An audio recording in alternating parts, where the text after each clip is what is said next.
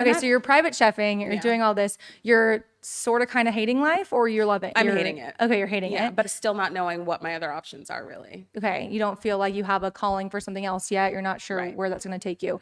So where was the pivot of I need to get the heck out of private chefing? Like, what was your thought process in that? Unfortunately, it took a very long time. Yeah, seemingly 7 years.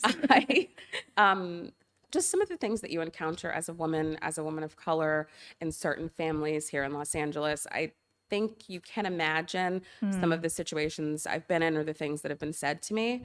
Sometimes I would go home and just be like, what am I doing in these people's house? Yeah. And it's a really weird dynamic because you can fire them, but they can fire you. They've hired you, but they're a client of yours. It's kind of like a strange situation. They also sometimes feel like they're your friends, but Yeah. that's not. And it's really- all word of mouth. So you do It's- one little thing or Right. something, a conversation you hear, and it's like, I feel like that circle is probably like everyone. It is. And also when you are freelance and you work for yourself, that family or these families were my sole source of income. So even if I hated it, I still had to go back the next day because if I don't work, I don't get paid. Yeah. And waiting for the next person to call. Also, it's really hard to market yourself as a private chef if you're not on social media. Now, these days, it's like social media, you can create an Instagram and blah, blah, blah. This was Right. in 2014 when it wasn't really like Wasn't that. popular. Yeah. So honestly, I just stayed doing it miserable because I was terrified of not having any money. And longing. What were your hours? Like, tell us what you were working, because I can only imagine. Well, Like, because you were probably at home cooking too, I'm right? home So cooking. like, I mean, I would get up at like 10 o'clock, have time to myself, maybe start cooking at 12 and wouldn't be done cooking until like 8 p.m. wow. Yeah, because I had to cook for people, drop off, then go back home and go to the other family's house and be there to cook them dinner. Yeah. So it was a lot. And it doesn't allow you any room to really be creative. Unfortunately, when you're cooking for someone, people get caught in a routine. You're cooking the same thing over and over and over again. Their favorite dishes over and over and over again. And you're just like, don't you want to try something different? Yeah. Or when you have clients who don't let you use oil or salt on anything and request you to burn their vegetables. No. And you're just like, why? Why am I a chef? It hurts your soul putting Yeah. this in front of someone, and it wasn't for me. They're like, no oils, no butter, no. I'm vegan. What Right. else do they say in LA? And some people love that, but I realized Yeah. I don't care what you want to eat unless I care for you. You know what I mean? Yeah. My friends and my family, I love to cook for them. But anyone else these days, I'm like, Yeah. never again. Okay, so you finally made the jump. Yes. What was that turning point? How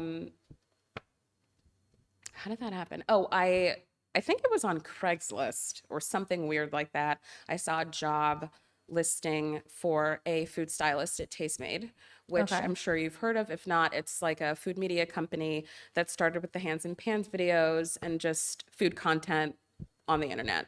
Can you define food stylist for the people that don't A quite food know? stylist is someone who is hired to make food look appetizing and beautiful for television, photo, magazines, a billboard, a movie, Okay. a TV commercial, anything where you see food in media, someone has been hired to make that look appetizing. And am I correct in saying it's not always food?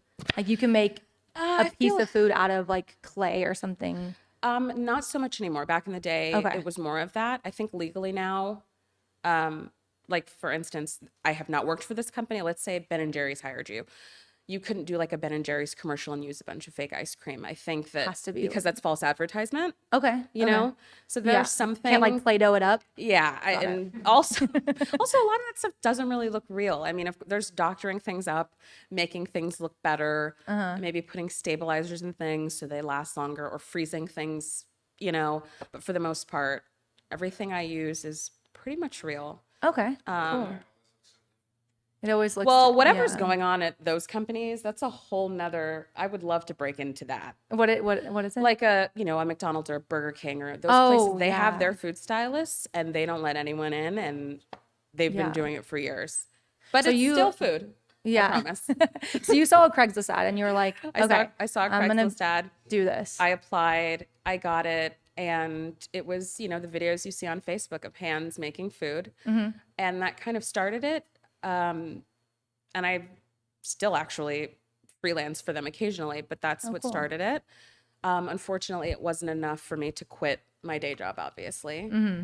It wasn't until 2019, at the end of 2019, at the start of 2020, when the pandemic hit, was I able to get rid of all of my clients and do full-time food styling. Nice. That's And there's awesome. a lot of other things that I think led to that.